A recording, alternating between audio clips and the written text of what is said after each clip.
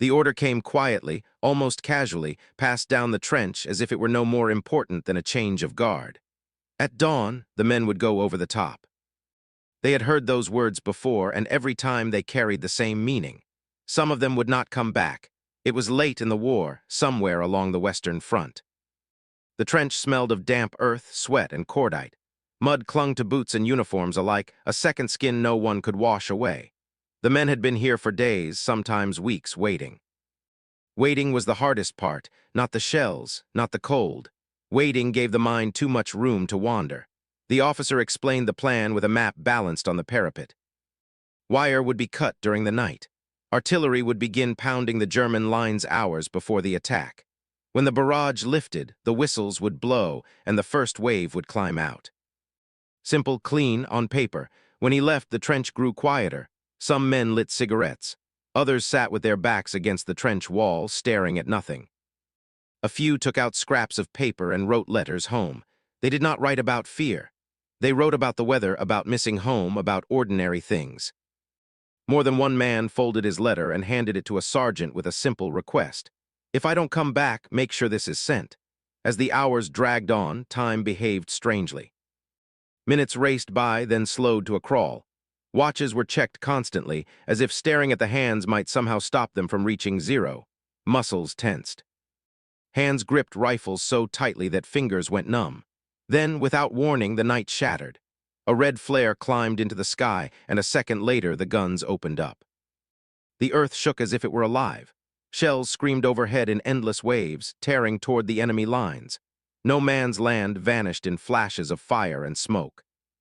The men climbed onto the fire step, peering over the parapet as the barrage churned the ground beyond into chaos. For hours, the bombardment continued. Heavy guns joined in, their deeper thunder rolling across the battlefield. German machine guns answered back, rattling blindly through the smoke.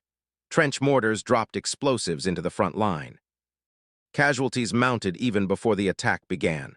At one point, a rum ration was passed down the line. It burned going down and did little to calm shaking hands. If anything, it made the waiting worse. Then came the warning, 10 minutes to go. Men gathered near the ladders, rough wooden frames leaned against the parapet. No one pushed, no one rushed. There was an unspoken politeness, a grim courtesy born of shared fate. Faces were pale beneath layers of mud. Some men muttered prayers, others said nothing at all. 3 minutes. The artillery fire suddenly stopped. The silence was unbearable. After hours of thunder, the quiet felt unnatural, almost painful. For a heartbeat, the world seemed to hold its breath. Then the whistles blew. Men surged upward, climbing the ladders, rifles clutched tight. Machine gun fire ripped across the parapet. Sandbags burst. Bullets snapped through the air with sharp, cracking sounds. Somehow legs moved. Somehow bodies went forward. No man's land was worse than imagined. The ground was torn and uneven, cratered by shells. Barbed wire lay twisted and broken, but not broken enough. Men tripped. Men fell. Some tried to get up. Some did not move again. Explosions blossomed around them. Dirt sprayed into the air.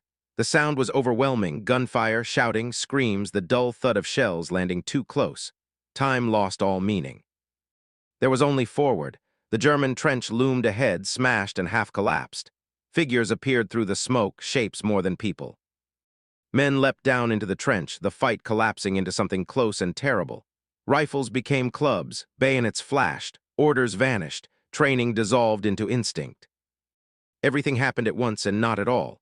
A man beside you 1 second was gone the next.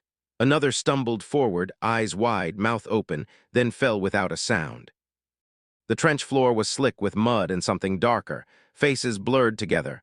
Friend and enemy became indistinguishable until it was too late. Then came the shock. A sudden, crushing impact. Not pain at first, just heat, numbness, disbelief. The body reacted before the mind understood. Legs gave way. The sky spun. The sounds of battle faded into a distant roar. Consciousness returned in fragments. Moonlight. Voices shouting orders. Hands lifting a body onto a stretcher. The slow, careful movement through communication trenches toward the rear. Somewhere along the way, bandages were applied, wounds examined under dim lantern light. Someone said, "You'll be all right." It was said often. Sometimes it was true. Days later, lying in a hospital far from the front, the memory returned in flashes. The whistle, the ladder, the moment of silence before the storm, the faces that did not come back. Weeks passed. Wounds healed at least enough to return. Orders arrived. Another trench, another sector, another weight. That was the war. Not the grand strategies or the speeches, but ordinary men climbing ladders into gunfire because they were told to, because the man beside them was doing the same, because there was no other way forward. For many, that morning was the last thing they ever saw. For others, it became a memory that never faded, a reminder of what it meant to survive a few more minutes when so many did not. And long after the guns fell silent, that moment, when the whistles blew and the world exploded, remained frozen in time, etched into the lives of those who went over the top and lived to remember it.